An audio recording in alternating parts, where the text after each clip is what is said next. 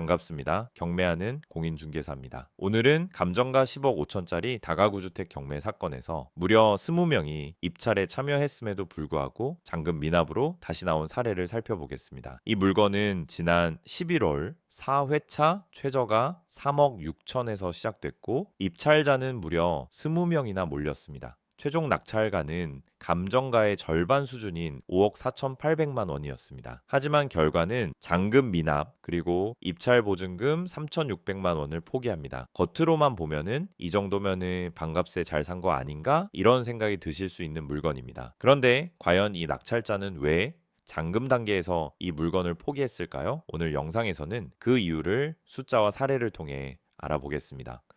먼저 물건부터 간단히 정리해 보겠습니다. 사건 번호는 2024 타경 9334호, 위치는 대전 동구 가양동 우송대학교 서캠퍼스에 인접한 지역입니다. 1종 일반 주거지역에 위치하며 총 13가구로 구성된 다가구 주택으로 상가는 없는 건물입니다. 준공 시기는 2013년으로 현재 기준 약 13년 차 건물입니다. 대지 면적은 약 83평, 연면적은 약 124평이고 지상 4층 건물이며 엘리베이터는 없습니다. 현장을 직접 확인해봐도 구조나 외관에서 크게 문제될 만한 부분은 없었고 전반적인 관리 상태도 무난한 편이었습니다. 조금 연식이 느껴지는 정도이지 당장 큰 수리가 필요해 보이는 상태는 아니었습니다. 이런 이유 때문에 많은 분들이 관심을 가졌던 물건이었을 거라고 생각됩니다.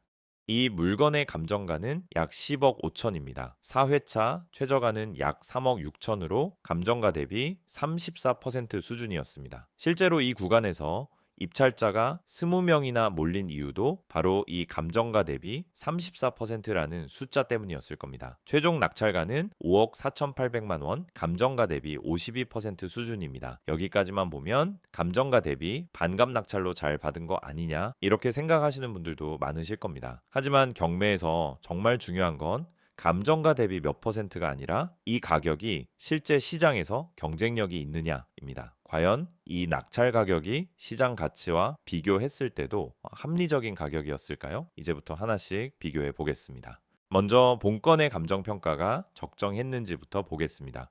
본건의 총 감정가는 약 10억 5천이고 이 중 토지 83평이 약 4억 7천, 평당 572만 원으로 평가됐습니다. 건물은 2013년식으로 약 5억 7천, 평당 약 465만 원입니다. 객관적인 비교를 위해 감정가를 재산정해 보면 토지는 평당 521만 원, 건물은 평당 373만 원 정도로 볼 수 있습니다. 먼저 실거래 사례를 보면 2023년부터 2025년까지 인근에 5건의 거래가 있었는데 다가구 거래는 없었고 대부분 오래된 단독주택 거래가 전부였습니다. 실거래가는 토지 기준 평당 약 400만 원대에서 600만 원대로 거래되었고 평균적으로는 토지 기준 평당 약 552만 원 수준입니다. 다음은 중개시장에 나온 매물 5건을 보겠습니다. 2016년식 다중주택은 매매가 7억, 토지 기준 평당 617만 원이었고 코너에 위치한 2016년식 다중주택은 매매가 6억 5천, 평당 799만 원이었습니다. 본건과 유사한 6m 도로에 접한 2012년식 다가구 주택은 매매가 9억 5천, 토지 기준 평당 406만 원으로 토지 가격이 가장 저렴했고 근생이 포함된 16년식 코너 다중주택은 매매가 6억 5천, 평당 635만 원입니다. 마지막 매물 역시 코너에 위치한 2011년식 다중주택으로 매매가 6억 8천, 토지 기준 평당 581만 원에 시장에 나와 있었습니다. 이 5건의 평균 토지 가격은 평당 608만 원 수준으로 코너 입지나 코너가 아닌 입지의 가격 차이가 거의 없는 것이 특징입니다. 앞선 사례를 정리해보면 실거래는 평당 550만 원, 중개 매물은 평당 608만 원 수준으로 정리되는 바 이 지역의 토지 시세는 대략 평당 600만 원 전후로 추정할 수 있습니다. 이렇게 보면은 본건의 토지 감정가인 평당 521만 원은 시세에 크게 벗어나지 않습니다. 따라서 총감정가 10억 5천 자체가 과도하다고 보기는 어렵고 감정평가는 전반적으로 적정했다고 판단됩니다. 그렇다면 문제는 감정가가 아니라 낙찰 가격에 있다고 봐야 합니다. 즉 직접적인 잔금 미납 사유는 낙찰자가 받은 낙찰 가격이 시장의 실질 가치에 비해 경쟁력이 없는 것으로 보아야 합니다. 그 이유는 앞서 중개 매물에서 보셨듯이 본건보다 보다 입지가 더 좋고 건물 컨디션도 더 나은 데다 근린생활 시설까지 포함된 건물이 6억 원대의 매물로 나와 있었습니다. 이게 바로 핵심입니다. 본건의 낙찰가는 약 5억 5천이지만 취득세, 명도비, 예비비까지 고려하면 체감 금액은 거의 6억에 가깝습니다. 그렇다면 조금만 더 보태서 경매 리스크 없는 더 좋은 물건을 매매로 살 수 있는 상황이었던 겁니다. 즉, 경매로 취득해야 할 명분이 전혀 없는 금액으로 낙찰 받은 것입니다. 여기에 더해 임대 수익성에도 큰 문제가 있습니다. 이 건물은 총 13가구인데 매각 물건 명세서를 보면은 권리 신고를 한 임차인은 8명 뿐입니다. 즉, 나머지 5가구는 공실일 가능성이 높다고 볼 수 있습니다. 대학교 상권의 다가구는 학기와 비학기, 그리고 주변 신축 원룸 공급 여부에 따라 공실률 변동이 매우 큽니다. 본건의 예상 월세 총액은 약 450만 원이지만 이 금액은 어디까지나 1년 내내 공실이 없다고 가정했을 때의 숫자입니다. 추가적으로 실제 운영에서는 공실 리스크뿐만 아니라 관리비, 유지보수 비용 등 추가적으로 지출될 비용이 더 있을 수 있기에 공실에 따른 수익성 훼손은 이보다 더 클 수 있습니다.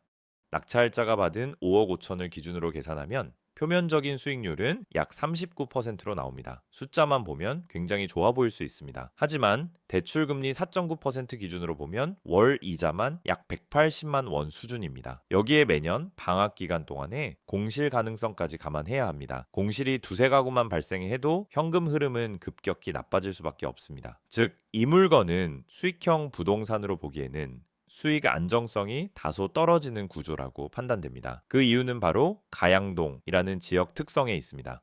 가양동은 대전 최대 버스터미널인 대전 복합터미널이 위치한 용전동 상업지역에 인접한 일부 지역을 제외하면 실질적인 임대 수요를 우송대학교나 대전보건대 학생 수요에 의존하는 구조입니다. 하지만 정원 감소로 인한 지방 대학 상권의 쇠퇴가 장기적으로 우려되는 상황에서 대학생 수요만을 전제로 임대 사업을 유지하는 지역은 투자처로서 매력이 떨어질 수밖에 없습니다. 이 부분은 실거래 데이터에서도 확인됩니다. 2025년도 가양동 단독주택 실거래는 총 28건이었는데 이 중 다가구 주택 거래는 단 2건 뿐이었습니다. 나머지 대부분은 3억 전후의 일반 단독주택 거래였습니다. 정리해보면 가양동은 대전에서도 매매가 잘 되지 않는 지역이라고 보아야 합니다. 이 물건은 다행히 인수해야 할 보증금도 없고 법적으로 복잡한 권리 문제도 없습니다. 하지만 경매에서 법적 안정성과 투자 안정성은 전혀 다른 문제입니다. 권리가 깨끗하다고 해도 시장 경쟁력이 없으면 그 자체로 위험한 투자일 수 있습니다. 이번 사례가 바로 그런 경우입니다. 이제 정리해 보겠습니다. 이 낙찰자는 입찰 전까지는 아마 감정가 대비 반값 낙찰이라고 생각했을 겁니다. 하지만 잔금 단계에서 시장 매물과 비교해보니 이 가격에 굳이 경매로 살 이유가 없다는 걸 뒤늦게 깨달았을 가능성이 큽니다. 그래서 입찰 보증금 3,600만 원을 포기하고 잔금을 미납한 것으로 보입니다. 오늘은 20명과 경쟁해서 낙찰받았지만 결국 보증금을 포기한 재매각 물건을 살펴봤습니다. 이 물건은 향후 매도 전략을 세우기도 쉽지 않은 입지에 위치해 있습니다. 그렇기 때문에 입찰하고자 한다면은 시장 경쟁력을 가질 수 있도록 최저가 부근에서 매우 보수적으로 입찰가를 산정해야 합니다. 그렇지 않는다면 이번 사례와 같이 한순간에 몇 천만 원을 날리는 상황을 맞이할 수도 있습니다. 지금 고민하고 계신 물건이 과연 수익이 나는 구조인지, 입찰가는 어디까지 써야 하는지, 매매가와 비교했을 때 경쟁력이 있는지 헷갈리신다면 영상 속 연락처로 문의 주시기 바랍니다. 물건 하나하나 숫자 기준으로 객관적으로 분석해 드리겠습니다. 오늘도 구독과 좋아요 꼭 부탁드리고요. 지금까지 경매하는 공인중개사였습니다. 감사합니다.